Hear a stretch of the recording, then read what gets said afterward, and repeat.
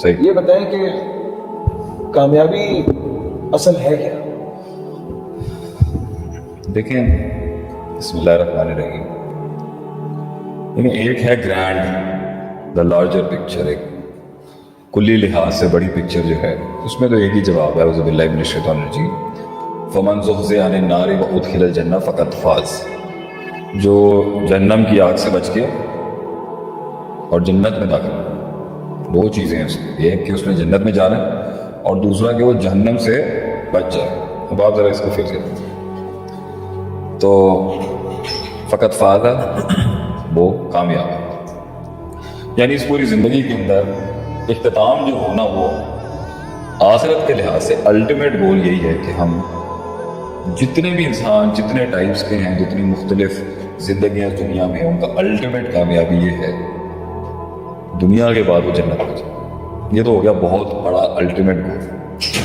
اسی طریقے سے قرآن میں ایک اور جگہ آتا ہے وَمَن يُطِعِ اللَّهَ وَرَسُولَهُ فَقَدْ فَازَ فَوْزًا عَظِيمًا. خطبے میں بھی یہ بہت پڑھتے ہیں آپ. جس نے دنیا کے اندر اللہ کے نبی صلی اللہ علیہ وسلم کی اور اللہ کی میتھڈالوجی کے اوپر زندگی گزار دی نا، وہ کامیاب ہے. اس سے ڈیریویٹو یہ بھی نکلے گا کہ کر جائیں گے کچھ لوگ لیکن میتھڈ ان کا صحیح نہیں. تو اس کے اوپر ایک بڑی بات یہ آتی ہے، کچھ لوگ کہتے ہیں یار منزل اور مقصد تو سب کا ایک ہی ہے، طریقے کا کچھ بھی ہو سکتا ہے. تو اس پہ ہم یہ کہتے ہیں تو پھر تو آیت ہونا چاہیے تھا نا وَمَن يُطِعِ اللَّهَ، جو اللہ کی اطاعت کرے اور اپنے دل سے کرے the way he feels like whatever he does فقط فاز فوزا عظیما. لیکن رسول کی شرط ہی اس لیے لگائی گئی ہے کہ جو میتھڈ ہوگا نا وہ من چاہا نہیں ہو سکتا. تو اس زندگی کے اختتام پر دو چیزوں کا نام جو ہے وہ کامیابی ہے. آواز اونچا کرنے کا کیا جا رہا ہے، ہمیں تھوڑا وارم اپ ہونے دیں، پھر انشاءاللہ آواز نکلے گی. آج ہم کافی تھکے ہوئے ہیں. تو لبے لباب سارا ان شارٹ لائن یہ ہے کہ دنیا زندگی کے اختتام میں آگے جنت نصیب ہو جائے، عذاب سے بچ جائے. اور اس کا جو میجر کرائٹیریا ہے کہ دنیا کے جو سفر کو ہم نے گزارا ہے اس میں پروفیٹک میتھڈالوجی، نبوی منہج اور آپ صلی اللہ علیہ وسلم کی دی ہوئی ہدایات سے ہٹ کے کسی بھی آبجیکٹو کو اچیو نہ کیا جائے. تو آبجیکٹو اچیو ہوں گے اس دنیا میں بہت سے لوگوں کے، میں آؤں گا اس کے اوپر. اب اس کے اندر جتنی بھی دنیا کے گولز ہیں وہ اس میکرو کے اندر ہے، لیکن اس کے اندر بھی حقیقی کامیابی وہ ہے جو آپ صلی اللہ علیہ وسلم کی میتھڈالوجی کو کمپرومائز نہ کرے، سمجھوتا نہ کرے کسی بھی میکرو یا مائکرو یا کلی یا جزئی جنگ یا اسٹرگل یا جد و جہد یا منزل کو حاصل کرنے کے.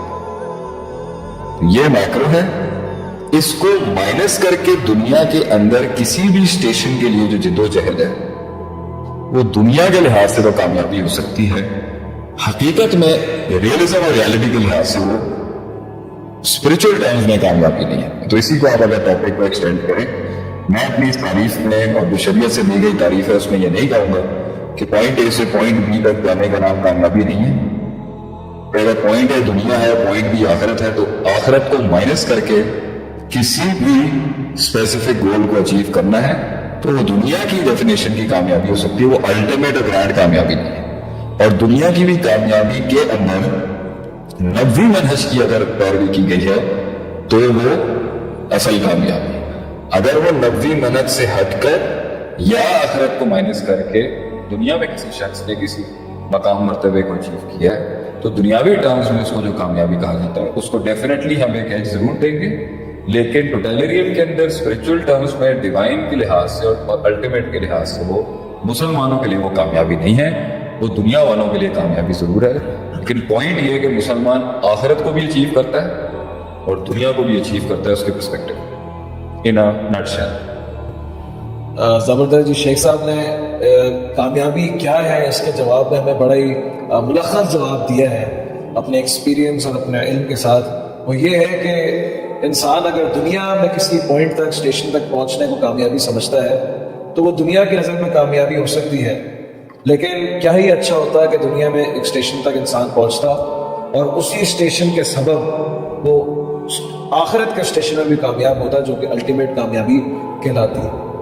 یہاں پہ ایک سوال پیدا ہوتا ہے اور جو ہم اپنے معاشرے میں دیکھتے ہیں, آپ دونوں کو ضرور لے کے جو چلیں. ہم نے بھی اپنے بچپن سے جو ایک چیز پائی ہے وہ یہ ہے کہ کامیابی کو اطمینان کے ساتھ جوڑا گیا کہ اگر آپ کامیاب ہیں تو آپ کے پاس دنیا میں اطمینان ہے, اور اطمینان کو دنیا کے اندر چیزوں کے حصول, خواہشات کا پورا ہونا, مال, پیسہ, دولت, رشتے, ان کے اندر انسان کو کمال تک پہنچنا, ان سب چیزوں کے ساتھ اطمینان کو جوڑ کر اطمینان اور اس اطمینان کو کامیابی قرار دینا کہ اگر آپ کے پاس یہ ہے تو آپ دنیا کے اندر کامیاب ہیں.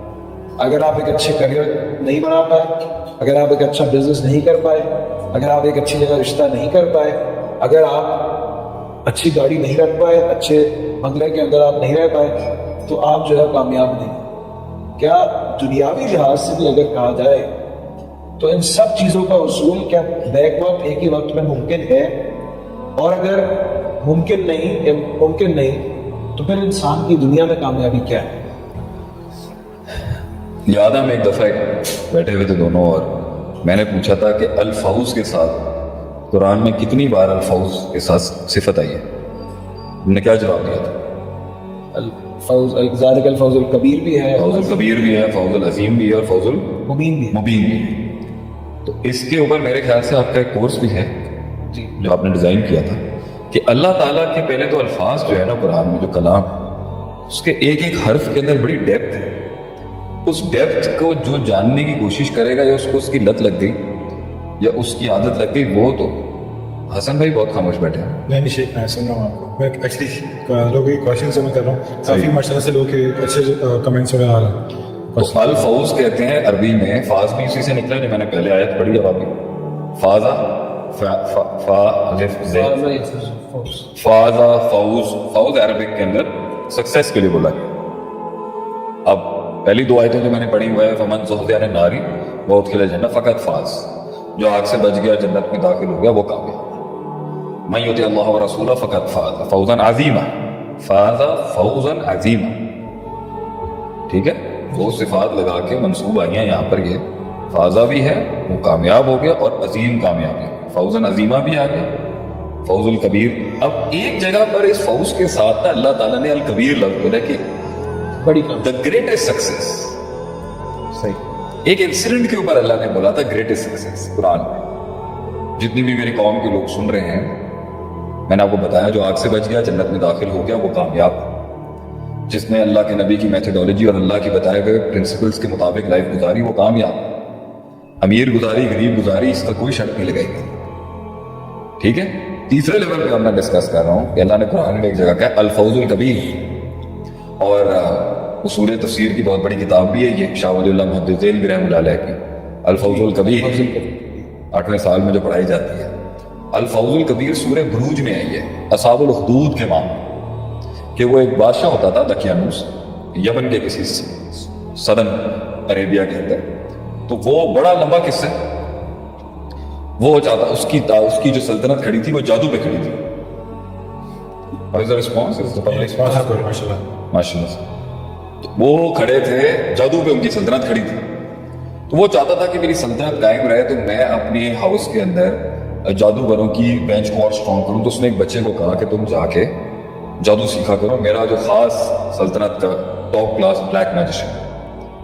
تو جب وہ اس کے پاس جانے لگا اور جادو کا علم اس بڑے ماہر نے اس بچے کو, جو بادشاہ کا آگے اس نے جو بھی رتبہ لینا تھا, تو وہ اس کے پاس جاتا اور رستے کے بیچ میں ایک اسے راہب مل جاتا, اور وہ اس دور کا مسلمان تھا اور توحید پر تھا اور موحد تھا.